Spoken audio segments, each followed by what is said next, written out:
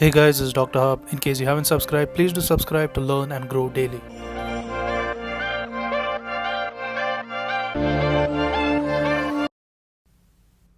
Now we're going to look at the ATLS primary survey.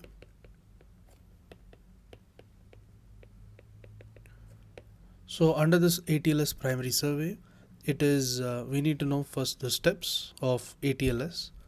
So basically the ATLS stands for the Advanced Trauma Life Support.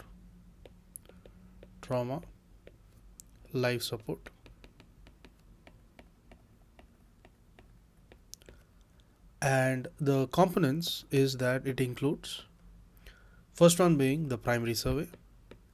The primary survey with simultaneous resuscitation and to identify and treat what is killing the patient. So you identify as well as you treat the patient and what is killing the patient. And next we have secondary. The secondary survey proceeds to identifying the other injuries. So you identify the other injuries. And next we have something known as the definitive care.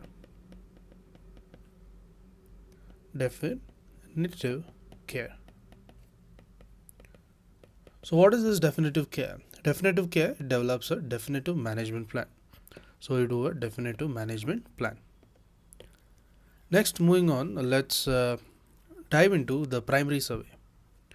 So as we discussed, there is a primary survey. The primary survey has a famous, that is A, B, C, D, E. So what is this A, B, C, D, E? A here stands for the airway. So by airway, it is assessment and the protection. That is to maintain the cervical spine stabilization. So you have the cervical spine stabilization.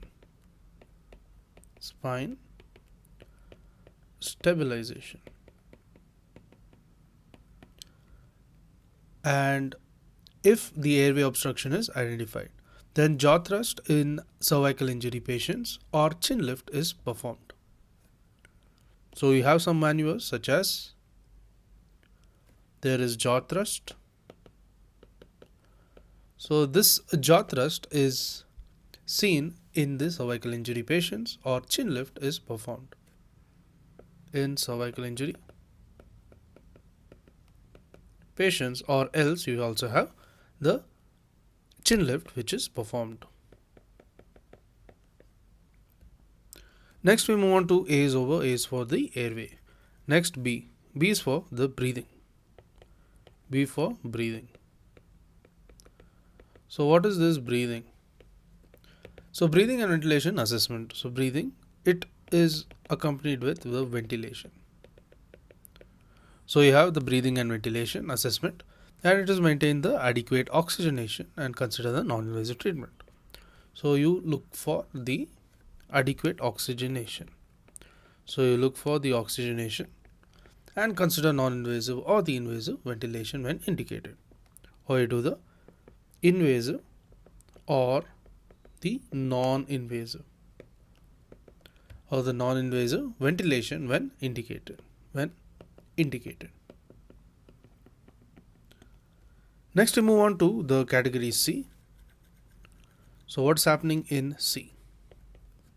So C here stands for the circulation assessment. So it is the circulation. So what is meant by the circulation assessment? Circulation assessment, it means that there is a control hemorrhage. So what you do is you control the hemorrhage, and after that there is a maintained circulatory volume. So you maintain the circulating volume.